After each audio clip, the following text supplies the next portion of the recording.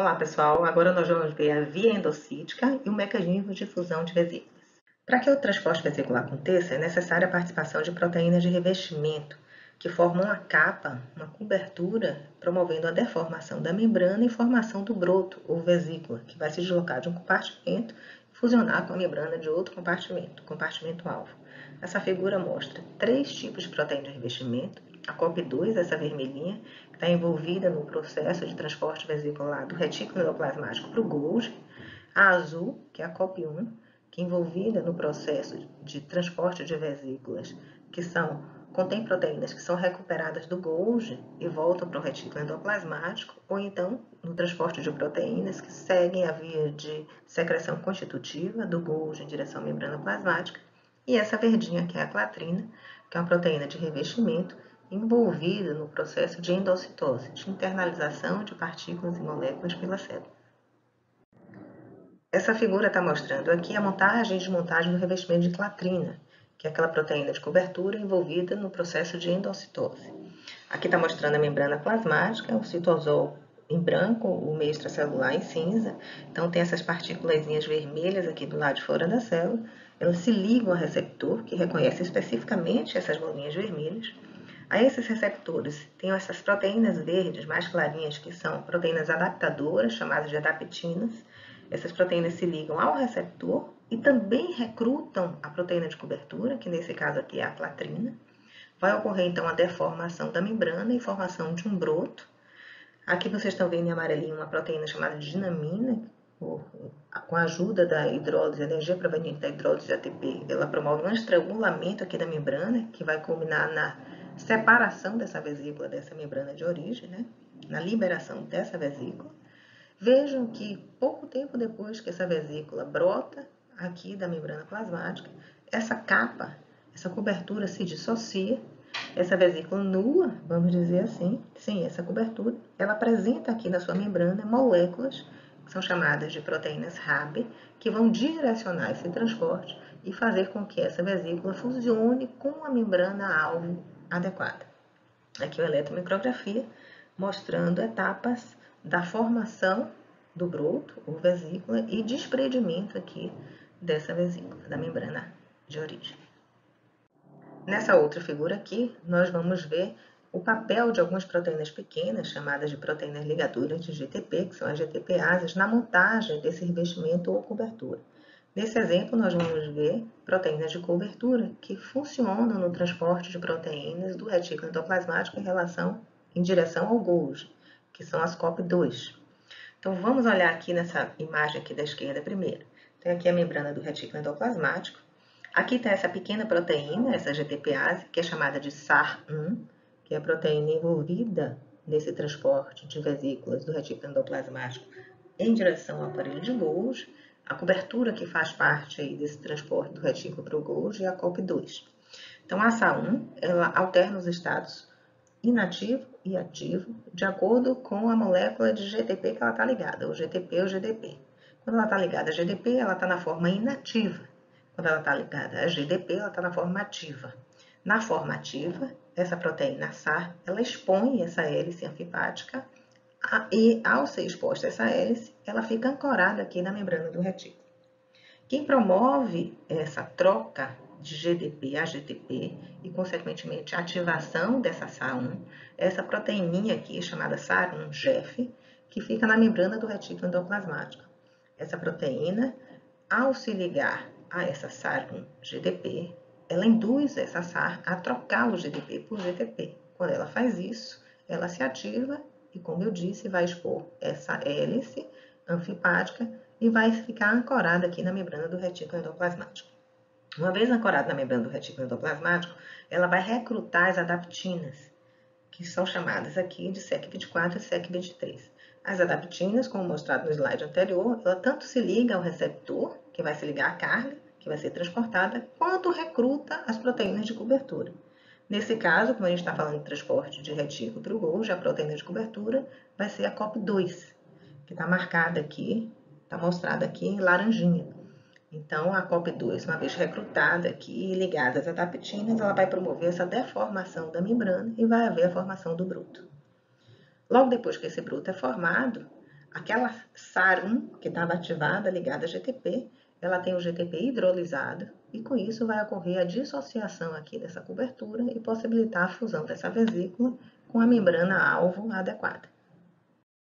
Uma vez que a vesícula brota do compartimento de origem, carregando uma molécula que deve ser entregue a um compartimento específico, tem que haver alguma coisa que direcione essa vesícula especificamente para a membrana-alvo. Essa coisa a que eu me refiro são proteínas chamadas de RAB.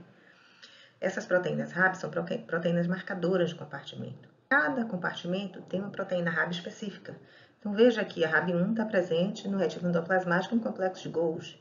A RAB8 no endossomo primário, a RAB7 no endossomo tardio. Então, são essas proteínas que estão aqui na membrana da vesícula que vão dar o direcionamento dessa vesícula para que fusione apenas com a membrana-alvo. E nessa membrana-alvo vai ter uma proteína, que é chamada de proteína de aprisionamento, que vai reconhecer aquela RAB. E com isso, vai direcionar essa vesícula para que fusione com a membrana-alvo apropriada. A fusão propriamente dita é mediada por essas proteínas chamadas de SNERs, ou SNARI. Então, tem uma SNER na membrana-alvo, que é essa azulzinha, e tem uma proteína SNER na membrana da vesícula. Quando essa vesícula, por meio das RAB, for direcionada à membrana-alvo específica, o mecanismo de fusão agora vai ser mediado por essas proteínas SNERs presentes na membrana da vesícula e na membrana-alvo. Essa figura mostra o papel das SNERs na fusão da vesícula. Então, veja a vermelhinha, é a V-SNER de vesícula, e a T-SNER aqui está na membrana-alvo, T de target, de alvo. Essa vesícula, uma vez direcionada para a membrana-alvo específica, e a gente viu que esse direcionamento é feito pelas proteínas RAB, ela vai fusionar essa vesícula com a membrana, e essa fusão vai ser mediada por essas proteínas SNERs, que vão se entrelaçar e vão fazer uma pressão, uma força para excluir a água desse ponto aqui, onde estão as vesículas, a membrana da vesícula e a membrana-alvo, e a partir dessa força exercida pelas proteínas SNERs, vai haver então a fusão da vesícula com a membrana-alvo e entrega da carga na vesícula para o compartimento-alvo. Na via endocítica, ocorre a internalização de partículas e macromoléculas, e fluido do lado de fora também. A via endocítica, ela, vamos dizer assim, que subdivide-se, né, na endocitose e fagocitose. A endocitose é a internalização de pequenas partículas, ou de líquido do lado de fora da célula, fluido. E a fagocitose é a entrada de partículas grandes. Há outras diferenças entre a endocitose mediada por receptor, que é o que nós vamos ver aqui na frente, e a fagocitose, mas uma diferença grande entre esses dois mecanismos é o tamanho da partícula que é internalizada. Então, a partícula grande vai entrar na célula por fagocitose. Pequenas partículas, menores que 10 nanômetros, são internalizadas por endocitose, se for específica, mediada por receptor. Estamos vendo agora a endocitose mediada por receptor, aqui nessa figura.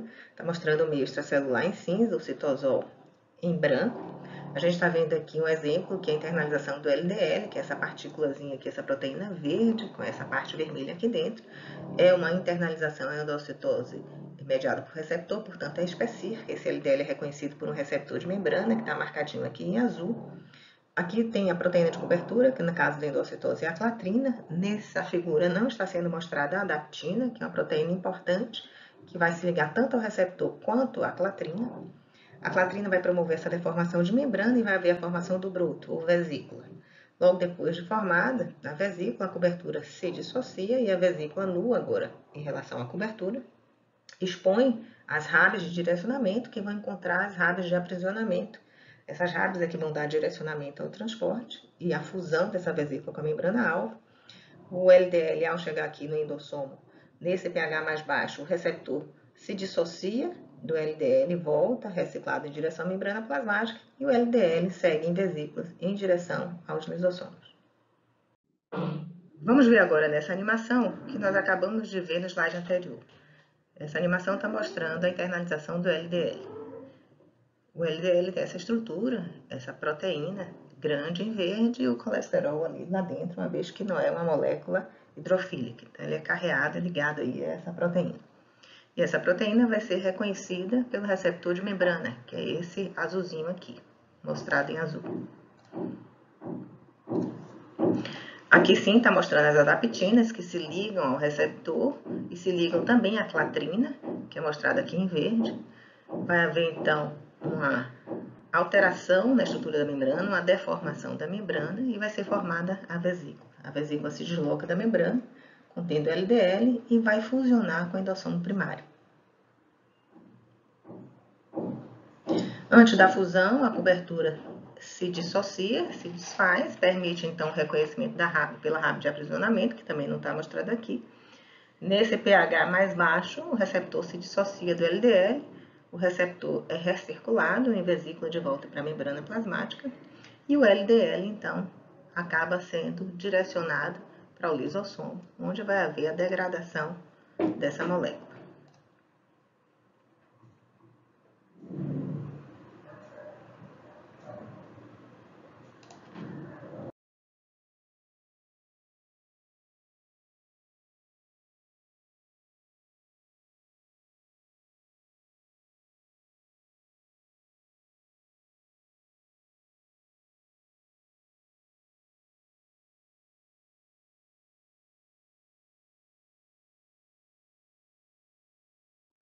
Essa figura mostra os diferentes destinos das proteínas receptoras.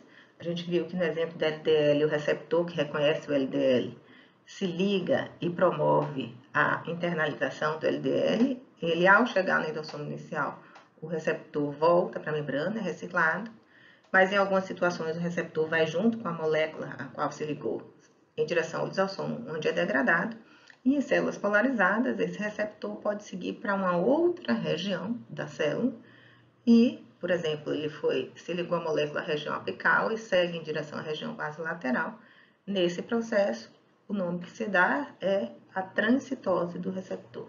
Quando o receptor sai de um domínio e segue e chega até um outro domínio, um domínio diferente na célula. Isso ocorre em células polarizadas. E a fagocitose é quando a célula ocorre, quando a célula traz para dentro e internaliza partículas grandes. Aqui a gente está vendo duas células, dois macrófagos, internalizando uma leishmania, que é um protozoário. É uma grande partícula, né? Então aqui você veja que a célula emitiu essas projeções, que são pseudópodos, que abraçam essa partícula e vão trazer a partícula para dentro. Aqui é uma outra imagem, um macrófago também, e aqui também uma leishmania. Vejam aqui as projeções da membrana da célula, que são os pseudópodos que vão abraçar essa leishmania e vão levar para dentro. Então, a célula fagocita realiza a fagocitose para alimentação, para defesa e para a eliminação de células danificadas. E a fagocitose ela tem 3 etapas. Primeiro é o reconhecimento por meio de receptores de membrana, então é um processo específico. Deve ter receptor na membrana que reconheça alguma molécula que para, por exemplo, na parede de uma bactéria ou na membrana de um protozoário para promover o englobamento dessa grande partícula e internalização. E uma vez internalizado, esse fagossomo vai seguir a via de fusão até que o material fagocitado chegue aos lisossomos, onde deverá ser degradado. Essa figura está mostrando as diferentes etapas. Aqui, as moléculas na superfície dessa grande partícula. Essas moléculas são reconhecidas por receptores de membrana. A partir do reconhecimento ocorre uma alteração da membrana, sinais na célula que fazem com que essas membranas formem esses pseudópodos que abraçam a partícula e trazem essa grande partícula para dentro, onde ela vai seguir uma via que vai resultar na fusão desse fagossomo com o lisossomo. Por hoje é só, pessoal, e até a próxima aula.